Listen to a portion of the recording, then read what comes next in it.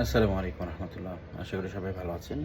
শুভ সকাল। সকালে ঘুম থেকে উঠেই আমি খুবই আপসেট একটা নিউজ দেখার পরে আমি খুবই বিষয়টা নিয়ে উদগ্রীব। অফিসে এসেই ভাবলাম বিষয়টি নিয়ে কথা বলি। সকালে ঘুম থেকে উঠেই মোবাইলটা হাতে নেওয়ার পরে ফেসবুকে নোটিফিকেশন চেক করতে গিয়ে দেখি দৈনিক সমকালের একটি নিউজ। তারপরে আমি কয়েকটা পোর্টালে একই ধরনের নিউজ পেয়েছি।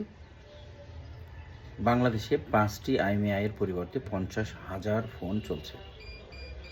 অবিশ্বাস্য হলেও সত্য। ভাবা যায় যে বাংলাদেশের প্রশাসনিক তৎপরতা কতটা হুমকির মুখে, বাংলাদেশের জনজীবন কতটা হুমকির মুখে।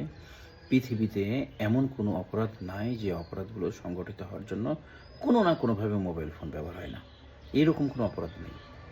যত ধরনের অপরাধ, সব অপরাধের কোনো না কোনো অংশে বিশাল একটি জায়গা ধরে রাখে হচ্ছে মোবাইল ফোন। যদি IMEI international mobile equipment identity ঠিক না থাকে, তাহলে অপরাধীকে শনাক্ত করা কখনোই সম্ভব নয়। আবার আমরা যারা সস্তা মোবাইল ফোন কিনছি বিভিন্ন সময় চোরাই ফোন অথবা আনঅথরাইজ কিছু ব্যক্তিদের কাছ থেকে ফোন, কিছু চোর, ছিনতাইকারী সংঘবদ্ধ চক্র আছে যারা এই ফোনগুলোকে ছিনতাই করে, চুরি করে, তারপরে নির্দিষ্ট কোনো মানুষের দ্বারা এই আইএমইআইগুলো পরিবর্তন করে এবং পরিবর্তন করার পরে নির্দিষ্ট কোনো ব্যবসায়ীর হাতে তুলে দেয়। এই ব্যবসায়ী চক্রগুলো সাধারণ মানুষের কাছে ফোনগুলো বিক্রি করে।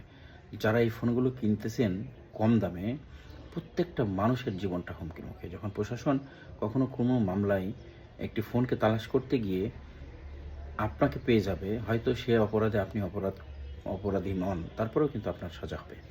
এভাবে হাজারো মানুষ বাংলাদেশে কারাভোগ করছে যারা, তাদের মধ্যে 99% মানুষ দেখা যায় যে তারা বিনা অপরাধে সাজাপ্রাপ্ত হয়েছে। তো সেই ক্ষেত্রে পুরো একটা জাতিকে হুমকির মুখে ফেলেছে এই সিস্টেম। এখন আসি যে এই আইন পরিবর্তনগুলো করছে কারা। দুঃখজনক হলো সত্য, বলতে হচ্ছে যে এই কাজগুলো করছে যেসব চক্র, তাদের মধ্যে মোবাইল ফোন সার্ভিসিং টেকনিশিয়ানগণ রয়েছেন। এই ৫টা আইএমইআই এর পরিবর্তে যে ৫০,০০০ ফোন চলছে, এই ফোনগুলোর আইএমইআই চেঞ্জ করেছে মোবাইল টেকনিশিয়ানগণ। এটা এই সেক্টরের জন্য বিশাল হুমকি স্বরূপ।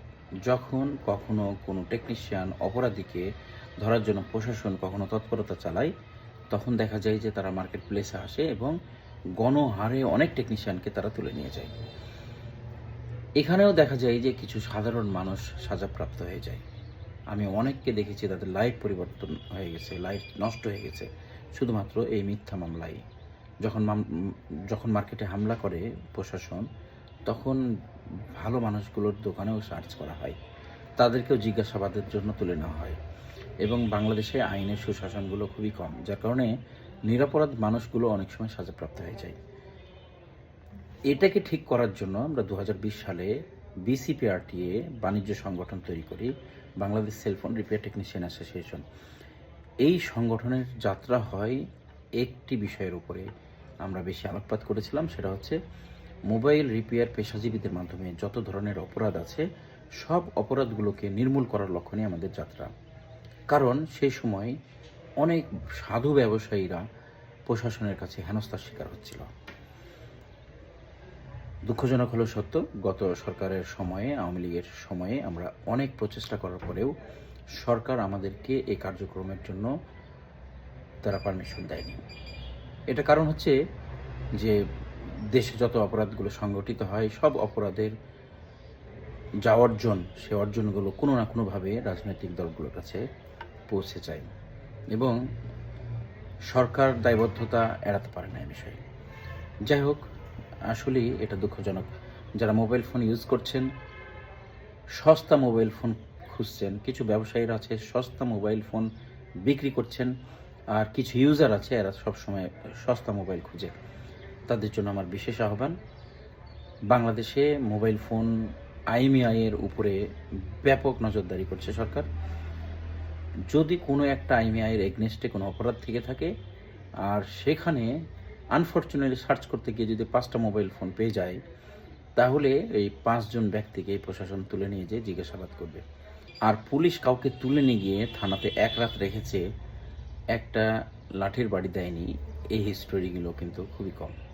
অতএব যারা আমরা সস্তা মোবাইল খুঁজছি তারা একটু সাবধানতা অবলম্বন করি। সস্তায় ভালো কিছু পাওয়া যায় না, সস্তায় কোনো না কোনো ভেজাল থাকে।